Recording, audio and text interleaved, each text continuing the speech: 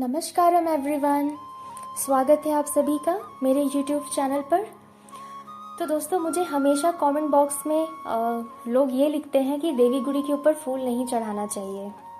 तो ये बात मुझे भी पता है, देवी गुड़ी के ऊपर फूल नहीं चढ़ाना चाहिए, लेकिन अगर आप चढ़ा दोगे तो कोई पाप नहीं लग जाएगा।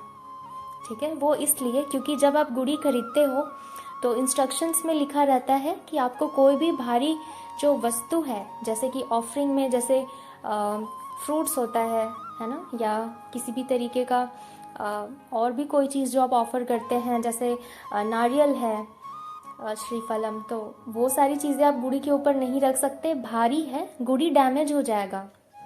ठीक है, तो लेकिन फूल जो है उसको चढ़ा देने से पाप नहीं लग जाएगा, लेकिन चढ़ाना नहीं चाहिए। उसके पीछे रीज़न क्या है मैं आप लोगों को बता रही हूँ। क्योंकि देवी गुड़ी कॉन्सेक्रेटेड फॉर्म है और उनके चारों तरफ से एनर्जी रेडिएट हो रही है।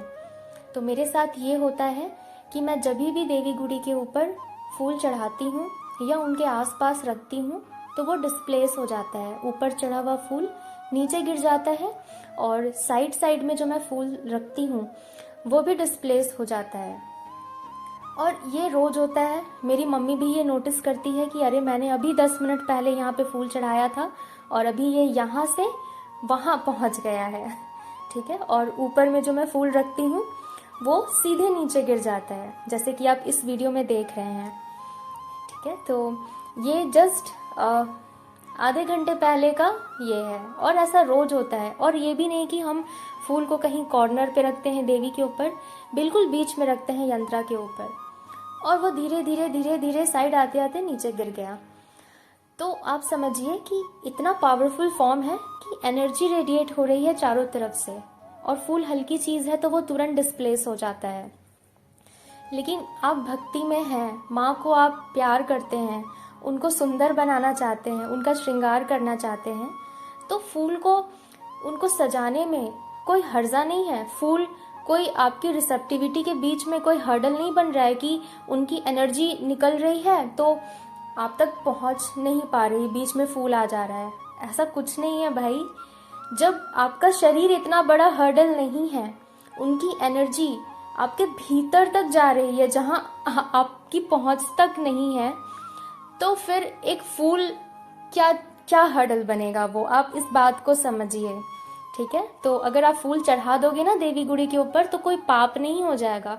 गुड़ी के इंस्ट्रक्शन में सिर्फ इसलिए वो लिखते हैं कि कोई भारी चीज आप ना रख दे। ऑफरिंग, हमेशा ऑफरिंग जो है वो फीट के पास किया जाता है, पैरों के पास समर्पित किया जाता है ना। जैसे सदगुरु को भी हम लोग कुछ ऑफर करते हैं या शिवा को, तो सब कुछ पैर के पास करते हैं, फीट के पास।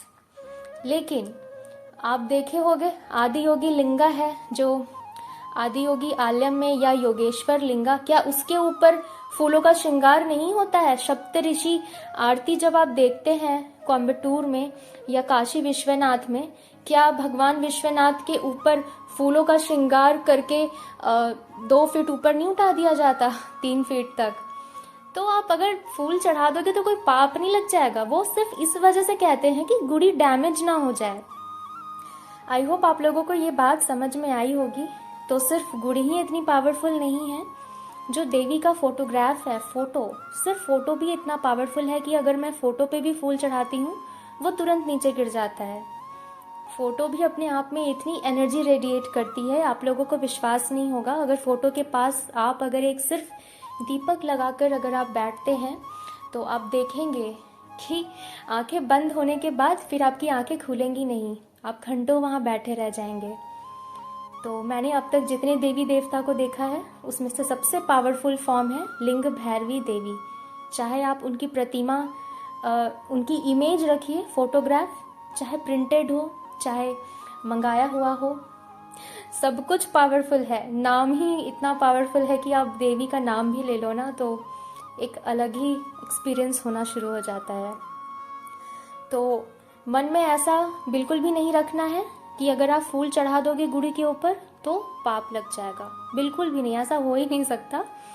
तो भक्ति में चढ़ाइए फूल, सजाइए माँ को, है ना। लिंगा तो अंदर है, ऊपर में यंत्रा का जो शेप बना हुआ है, समझ लीजिए वो मंदिर है, क्या वो मंदिर के ऊपर आप फूलों से सजा नहीं सकते?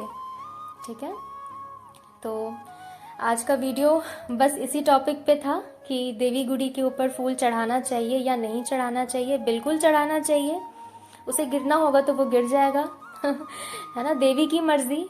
लेकिन भक्ति में आप उनको प्रसन्न करने के लिए, आप उनको सजाने के लिए, संवारने के लिए, श्रृंगार करने के लिए, मेरे साथ तो एक बहुत जल अर्पणम करती रहती हूँ, उसी वक्त फूल नीचे गिर जाता है। और कई बार देवी मुझे इस तरीके से, कई बार बहुत सारी चीज़ों के लिए मुझे इंडिकेशन देती है और इंट्यूशन देती है। जब भी मैं देवी से कुछ पूछती हूँ या मेरे अंदर कोई डाउट होता है, कन्फ्यूज़न होता है, तो वो इस तरीके से फूल गिराकर मुझे इंडिकेशन भी दे देती है ना। तो सब कुछ ग्रेस है, ग्रेस के सिवा और कुछ नहीं है। तो आप लोग ध्यान रखेंगे, जो भी ऑफरिंग है आपको फीट के पास करना है, लेकिन देवी फॉर्म को, है ना। देवी फॉर्म क्या, अगर शिवा का भी फॉर्म है, लिंगा फॉर्म है, आप सजाइए उनको, संवारिए, भक्ति में क्या जाता है, कुछ नहीं चला जाएगा।